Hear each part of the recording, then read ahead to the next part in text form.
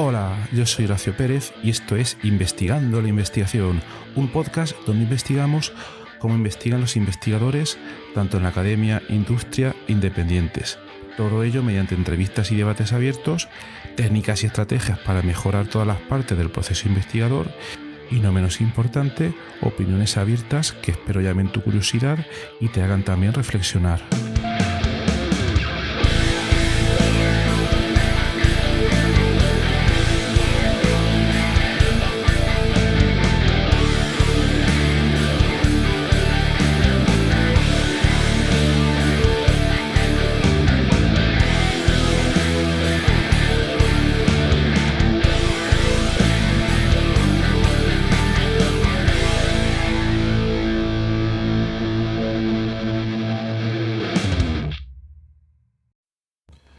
Muy buenos días, buenas tardes, etcétera. Bien, los que tengáis algunos años, no sé si os acordáis del año 1998, 1999, por ahí exactamente, ¿vale?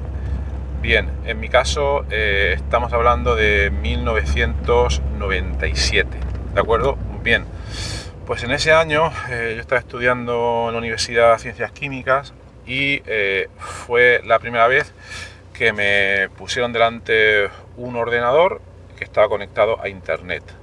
Yo no sabía ni qué era internet ni nada de estas cosas y me pusieron delante uno y entonces había una cosa que se llamaba Yahoo, que creo que todavía existe, y entonces me quedé súper asombrado cuando vi que tú ponías una palabra técnica, buscábamos cosas de estudios de la carrera, ¿no? Entonces ponías química orgánica y cosas así y te salían resultados y luego te ibas a todas esas páginas y seguías viendo información. Bueno, aquello para mí y para mucha gente fue impresionante, fue un cambio brutal tecnológico que al principio todo el mundo se tomaba un poco con resquemor, porque decía, a ver, esto los alumnos van a empezar a copiar los trabajos utilizando estas herramientas, la información que viene de aquí no es fiable, va a cambiar. Y bueno, y por otra parte también en las noticias de aquella época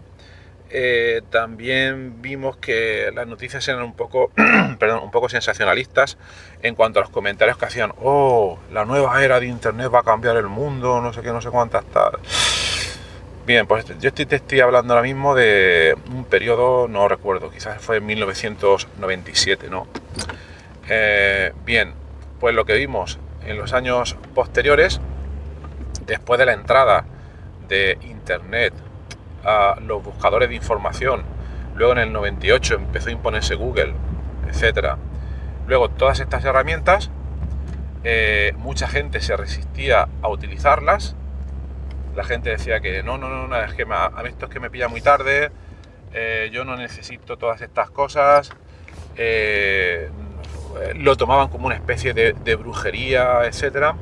Pero ¿qué pasó luego? Fue a los pocos años, tampoco nos tuvimos que ir muy lejos. Es que mucha gente ya empezó a utilizar todas estas herramientas, Google, el email, etcétera, de manera rutinaria y sin ningún problema, sin ningún problema en absoluto. En el entorno académico, en el entorno escolar, en los institutos, etcétera. Y luego ya a finales de la década de los 2000, pues era algo totalmente asumido, ¿de acuerdo? Entonces, ¿por qué traigo todo esto a colación? Pues porque si os fijáis un poco, tenemos la misma situación a día de hoy con el tema de la inteligencia artificial. Bien, no me gusta, ya lo he dicho en muchos episodios, pero quiero incidir un poco en ello.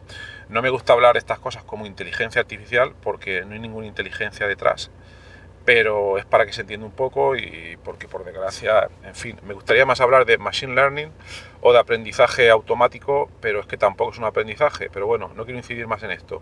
Voy a decir a partir de ahora inteligencia artificial para que se entienda de lo que estoy hablando y a ver si algún día se nos ocurre alguna palabra mejor para llamar a todas estas herramientas. Bien, pues en septiembre pasado dediqué una serie de capítulos a todas estas herramientas, a los modelos de lenguaje, a las nuevas investigaciones que hay en inteligencia artificial, y he traído toda esta a colación porque hoy en día igual que este cambio que os he comentado yo, que yo experimenté en el 97, pues es el que estamos experimentando ahora mismo, o esa es la impresión que me da a mí, sobre todas estas nuevas herramientas, que todo el mundo a día de hoy, y han pasado solo unos meses, resume mencionando únicamente a una herramienta que probablemente todas conozcáis, que se llama ChatGPT o ChatGPT, o como lo queráis llamar, ¿vale? Hoy en día, y esto puede cambiar en 2 meses perfectamente, hoy en día ChatGPT es el paradigma de cambio tecnológico brutal, podríamos decir, en cuanto al uso rutinario y masivo de herramientas de inteligencia artificial. Entonces, esto ya lo he comentado también en episodios anteriores, hay mucho hype, mucha exageración en cuanto al poder, y yo lo comparo perfectamente a lo que pasó en estos años del 97-98 y que luego todo se normalizó y ya la gente toma perfectamente, sin ningún problema, el uso de estas herramientas. Pues esto pasará igual aquí, pero en lugar de tener que transcurrir 5 años, tendrá que transcurrir mucho menos tiempo. ¿Por qué? Porque muchas de las tecnologías base ya están asentadas, ¿de acuerdo? No es lo mismo como en el 97 pasar de no saber lo que es Internet, no conocerlo, no tener experiencia de nadie en tu entorno, a que ahora todo el mundo utiliza Internet, todo el mundo lo tiene en su teléfono móvil, incluso los niños ya lo están utilizando.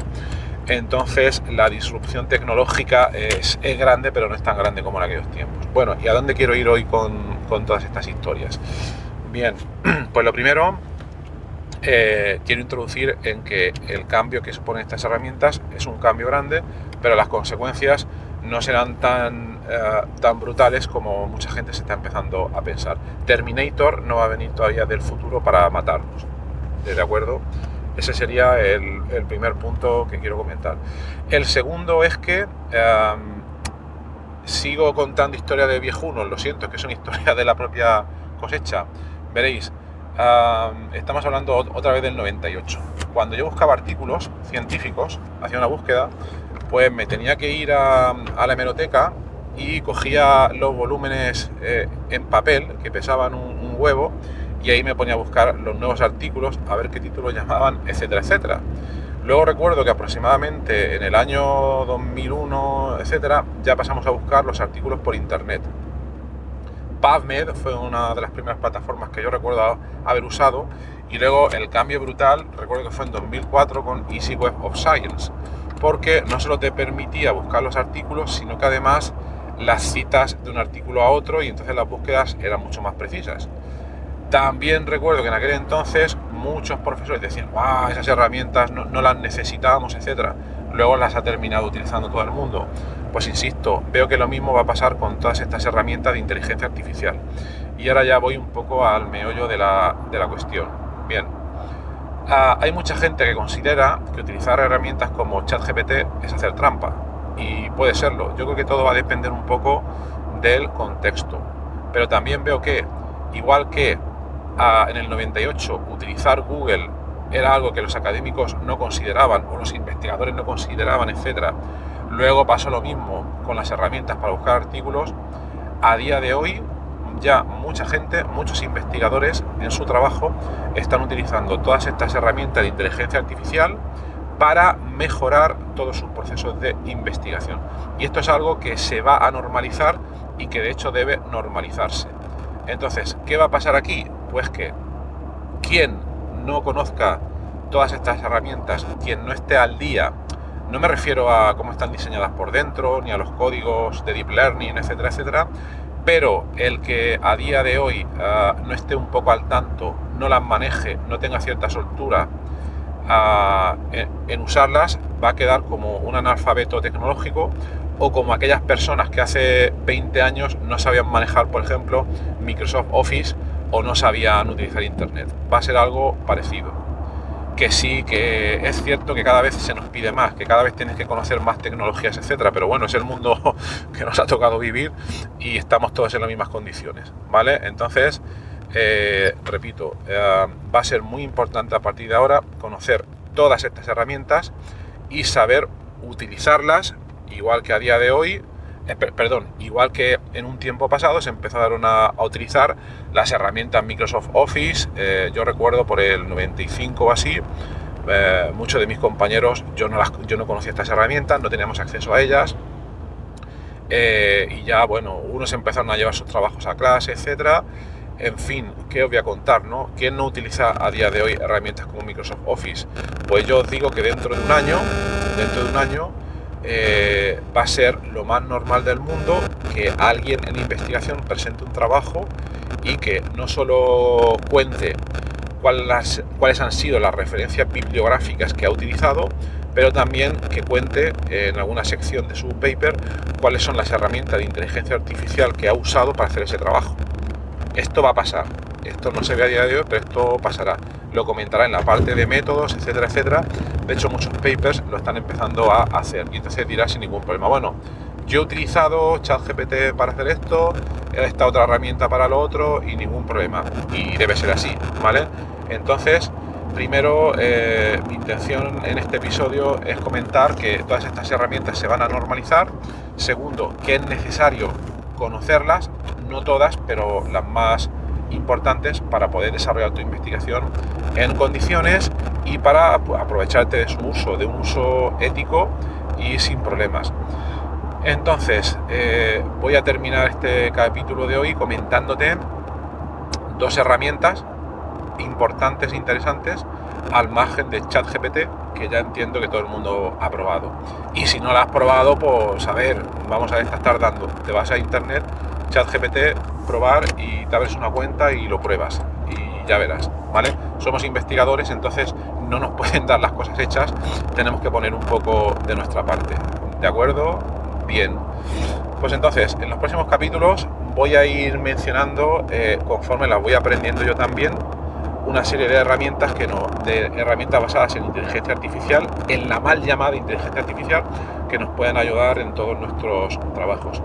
Hoy te traigo dos herramientas que la voy a mencionar muy brevemente. Entonces, la idea de estas herramientas es abreviar el trabajo de búsqueda bibliográfica.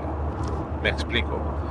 Una búsqueda bibliográfica clásica, y clásica me refiero a la que pudieras hacer en los últimos 15 años, es que te ibas a PubMed o a Scopus o a Easy Web of Science y buscabas artículos sobre un determinado tema, el que fuera. Entonces te salían como resultado varios artículos y te cogías los artículos que más te llamaban la atención, te los guardabas, te los leías de aquella manera, te los leías más en profundidad o en menor profundidad y luego llegabas a una conclusión. Y claro, ese proceso lleva normalmente tiempo por una parte, y por otra parte es que es necesario hacerlo así a veces para nosotros adquirir sobre todo un conocimiento del campo cuando pretendemos convertirnos expertos en esa materia. Pero ¿qué es lo que pasa si te digo que hay herramientas que pueden acelerar ese proceso? Pues sería importante si en lugar de tardar 10 horas tardas 30 minutos, pues oye, yo creo que puede ser una ventaja, ¿no? Entonces ahora te voy a comentar dos herramientas que hacen eso, pero solo te quiero advertir que este proceso está bien hacerlo cuando al hacer nosotros esta búsqueda bibliográfica acelerada no queremos convertirnos en un experto en el tema, porque para convertirnos en un experto en el tema, por ejemplo, cuando estás haciendo tu tesis o cuando es tu área de investigación, entonces tienes que bajar al barro, como se dice normalmente, y sí que te tienes que leer en detalle muchos de esos artículos, ¿vale? Pero vamos a suponer ahora que estamos en un punto intermedio y que simplemente queremos tener una idea de por dónde van los tiros, ¿no? Y queremos sustituir el proceso de búsqueda profunda de artículos por un proceso mucho más acelerado. Bien, entonces te comento dos herramientas. Una se llama elicit.org y la otra se llama perplexity.ai, ¿vale? Como eres investigador, toma nota ahora mismo de esto que te acabo de comentar y lo buscas en Google y lo encontrarás, va a salir en los primeros resultados. Bien, ¿qué es lo que hacen estas dos herramientas? Las voy a comentar en común. Básicamente lo que hacen es que tú puedes formular directamente una pregunta, ¿de acuerdo? Al buscador, hasta esta especie de buscador. Formulas una pregunta, por ejemplo, ¿qué es, no sé, ¿qué es lo último que está afectando al cambio climático? O en mi campo concreto, búsquedas que yo he hecho serían ¿qué inhibidores se conocen para tal proteína? ¿Vale? Te hablo de casos que yo ya he probado, ¿no? Y entonces las dos herramientas lo que hacen es que con esa pregunta que tú has hecho, la descomponen en palabras clave y lanzan búsquedas, igual que harías tú a mano, a buscadores de artículos, PubMed, etc. Y luego los resultados que por detrás le da PubMed, pues lo que hacen estas herramientas es que los procesan con tecnologías de modelos de lenguaje y a partir de ahí extraen ciertas conclusiones, o mejor dicho, tratan de obtener ciertos patrones que convierten en ciertas conclusiones a veces bastante elaboradas y que te presentan luego como resultado. Y entonces es brutal, porque por ejemplo, ante esta pregunta que yo le hago de decir ¿cuáles son los inhibidores conocidos para cierta proteína? Las dos herramientas normalmente me sueltan o me dan como resultado una lista de 4 o 5 moléculas y además me dan directamente las referencias bibliográficas sin inventárselas como sí que hace ChatGPT, pero me dan las referencias bibliográficas para esas moléculas. Entonces es brutal, porque estas herramientas ya han hecho un trabajo previo importante por mí y entonces a mí lo único que me queda es mucho cuidado, porque muchas veces no nos podemos fiar al 100% de estas búsquedas. Tendría que ir a por cada una de esas referencias bibliográficas y ya pues mirar si tiene sentido o no tiene sentido, etcétera. Pero si os fijáis, estas herramientas nos ahorran una cantidad de trabajo brutal, ¿de acuerdo? Entonces lo dejo aquí. En siguientes episodios, y luego estoy pensando en hacer un curso de formación sobre estas herramientas, os comentaré mucho más en detalle cómo sacarle todo el provecho. Entonces, nada más, espero que tengáis un buen día. Si queréis discutir sobre estos temas, os podéis unir a nuestra comunidad de investigadores en horacio-ps.com/comunidad. Hasta luego.